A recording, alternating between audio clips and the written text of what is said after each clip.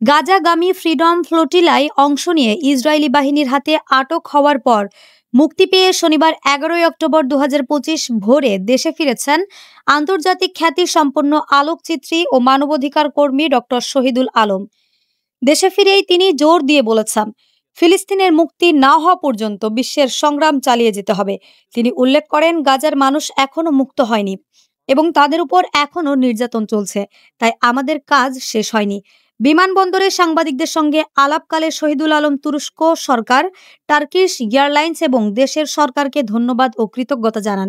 তবে গাজাবাসীর কষ্টের তুলনায় তার উপর হওয়া নির্যাতন কিছুই নয় মন্তব্য করে তিনি ইসরায়েলি বাহিনীর হাতে হওয়া চরম অপমানের কথা তুলে ধরেন। তিনি বলেন, যেটা আমার সবচেয়ে বেশি অপমান বোধ হয়েছে সেটা হচ্ছে আমাদের পাসপোর্ট, বাংলাদেশি পাসপোর্ট তারা ছুঁড়ে মাটিতে যখন ফেলেছে, এইটাই আমাকে ভীষণভাবে আক্রান্ত করেছে। তিনি হুঁশিয়ারি দেন, এই অপমানের বিচার আদায় করে নিতে হবে এবং কোনো দেশ যেন এভাবে আচরণ করে পার না পেয়ে যেতে পারে তা নিশ্চিত করতে হবে।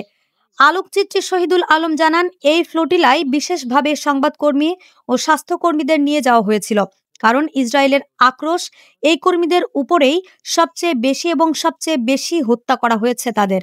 তিনি মনে করেন, ফিলিস্তিন মুক্ত না হওয়া পর্যন্ত আরও হাজার সমুদ্র এরকম ফ্লোটিলা যাওয়া দরকার। উল্লেখ্য, ইসরায়েলি অবরোধ ভেঙে গাজায় ত্রাণ ও সংহতির বার্তা নিয়ে যাওয়া গ্লোবাল সমুদ্র ফ্লোটিলার একটি জাহাজ থেকে গত ৮ অক্টোবর ইসরায়েলি বাহিনী শহীদুল আলম সহ অন্যান্য অধিকার কর্মী ও সাংবাদিকদের আটক করে। পরে তুরস্কে মধ্যস্থতায় তিনি মুক্ত হয়ে দেশে ফেরেন।